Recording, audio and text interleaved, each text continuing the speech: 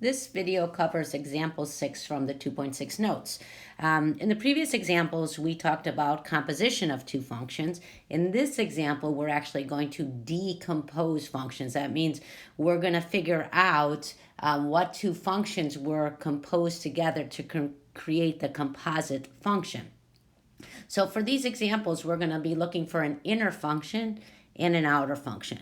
Okay, so that's what we have here. We're trying to find two functions f of g so that if we compose f with g of x, we're going to get this composite function. So this is our composite function. And our goal is to decompose it, see which two functions were composed to create it. There are going to be more than one correct answer. I'm going to just do one of the more obvious ones.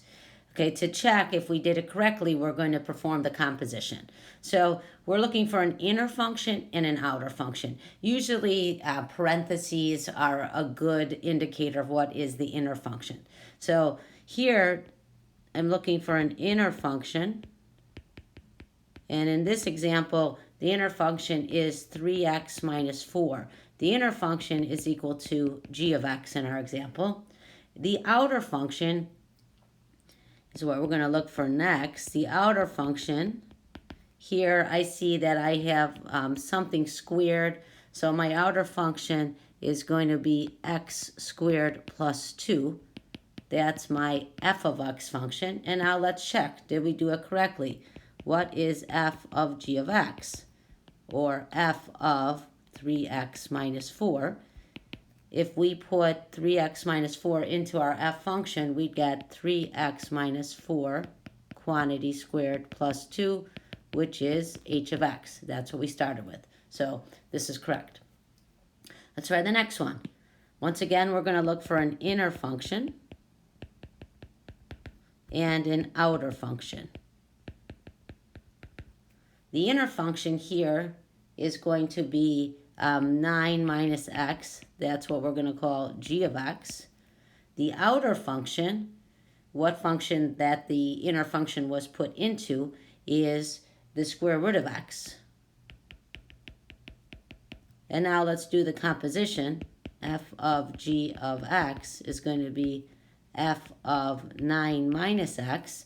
And now if we substitute this expression 9 minus x into the f function, we're going to get the square root of 9 minus x, which is what we started with, which was our h of x. So that's correct. Our next function, we're going to be looking for, once again, the inner and outer functions. So here, the inner function, use the parentheses as a guide. The inner function is the expression 5x plus 2. We're going to call that g of x. Our outer function is what that expression was put into. To me, that looks like 4 over x cubed.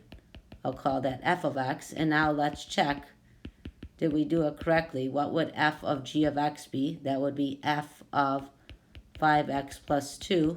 Substituting 5x plus 2 in for x in the f function gives us 4 over the expression, the quantity 5x plus 2 cubed, which is what we started with. This is h of x. So that's correct. There's always a trivial solution that I'll mention here.